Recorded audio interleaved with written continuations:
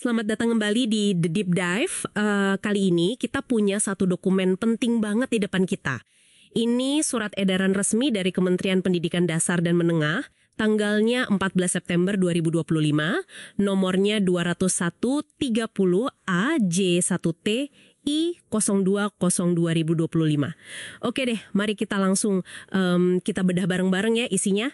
Misi kita hari ini simple, pahami kebijakan keamanan baru yang krusial ini. Fokusnya ke akun belajar.id, terutama buat Anda yang pegang akun admin.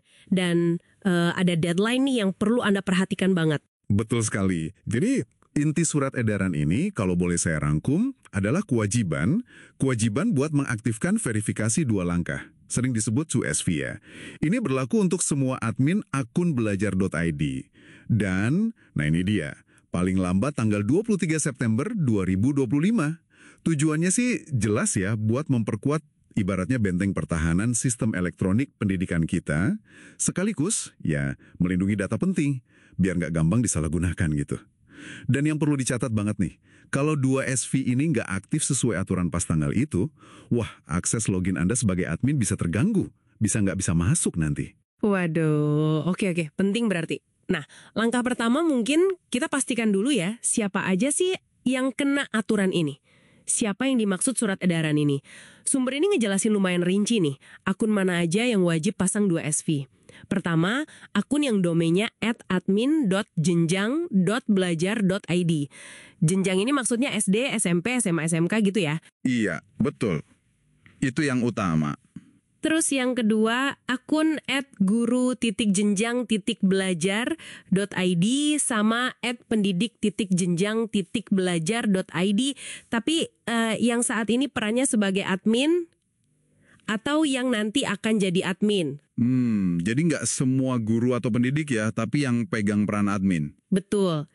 Dan ketiga, akun dengan subdomain lain yang bukan dari satuan pendidikan, tapi punya akses ke Google Admin Console. Itu loh, panel kontrol pusatnya Google Workspace.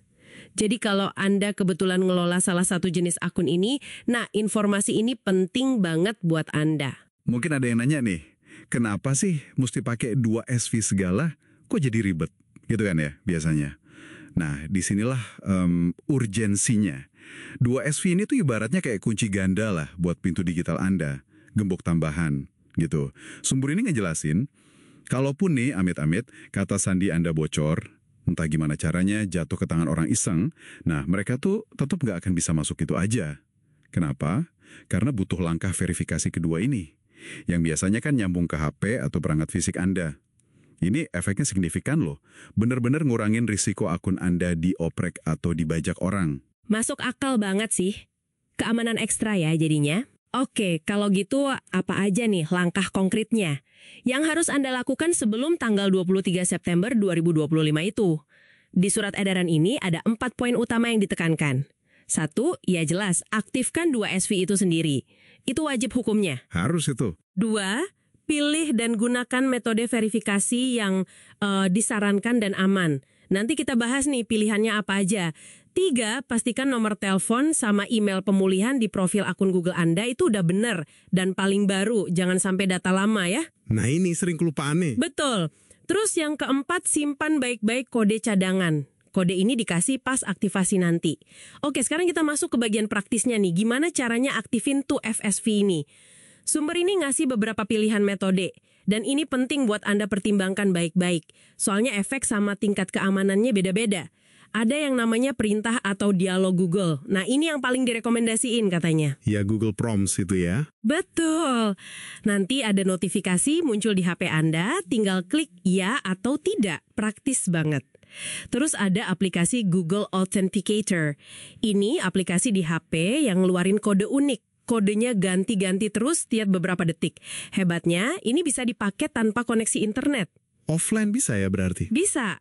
Lalu yang ketiga, kunci keamanan atau security key. Ini bentuknya fisik, kayak USB flash disk gitu.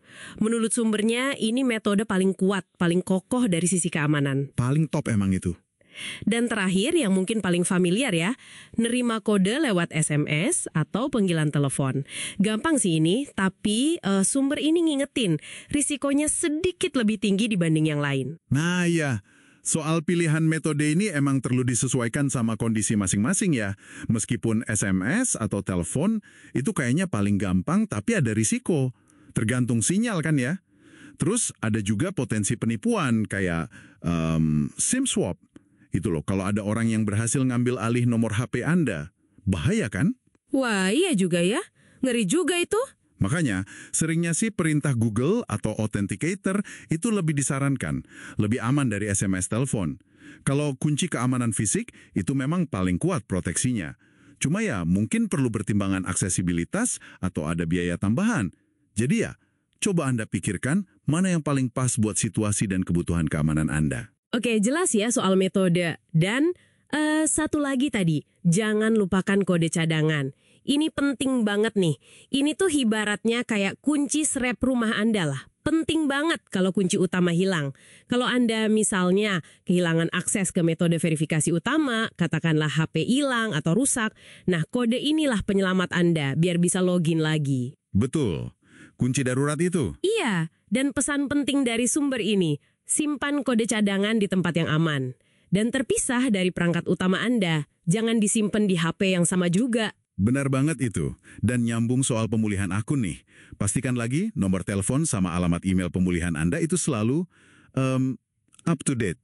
Selalu yang terbaru di profil akun Google. Informasi ini krusial banget soalnya. Kalau nanti ada masalah akses, misalnya lupa password atau apa, nah kesitulah nanti verifikasi pemulihannya dikirim. Jangan sampai datanya udah nggak aktif atau salah. Oke, sip.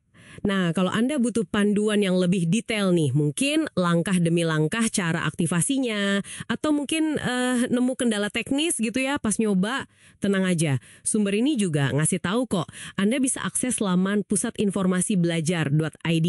Alamatnya di https://2+/pusatinformasi.belajar.id. Lengkap di situ biasanya panduannya? Iya, atau bisa juga hubungi langsung Unit Layanan Terpadu ULT-nya Kemendikdasmen. Bisa lewat WhatsApp, nomornya 0812-180-40427. Dicatat ya nomornya. Jadi kalau kita rangkum lagi nih ya, biar makin jelas. Intinya, kalau Anda adalah admin akun belajar.id yang tadi kita sebutin jenis-jenisnya, prioritas utama Anda sekarang adalah segera aktifkan verifikasi 2 langkah. Batas waktunya 23 September 2025, pilih metode 2SV yang paling cocok buat Anda, perbarui info kontak pemulihan, dan amankan kode cadangan Anda baik-baik. Ingat, ini bukan cuma soal nurutin aturan atau birokrasi aja ya, tapi ini soal tanggung jawab kita bersama buat melindungi akses dan juga data-data penting di lingkungan pendidikan. Bener banget, ini soal keamanan data kita semua. Dan ini sebenarnya memantik pemikiran yang lebih luas lagi sih menurut saya. Seiring dunia pendidikan kita yang makin digital nih, makin canggih, gimana ya caranya kita menyeimbangkan antara kebutuhan akses yang gampang, yang cepat, sama tuntutan keamanan data yang juga makin kompleks. Apalagi ini menyangkut data-data yang ya bisa dibilang sensitif ya, data siswa, data pengajar. Ini tantangan yang terus ada sih, sesuatu buat kita semua renungkan lebih lanjut mungkin. Pertanyaan bagus tuh, gimana nemuin titik tengahnya ya? Oke deh, terima kasih udah nyimak deep dive kita kali ini. Semoga bermanfaat ya informasinya. Sampai jumpa di penelusuran sumber kita berikut.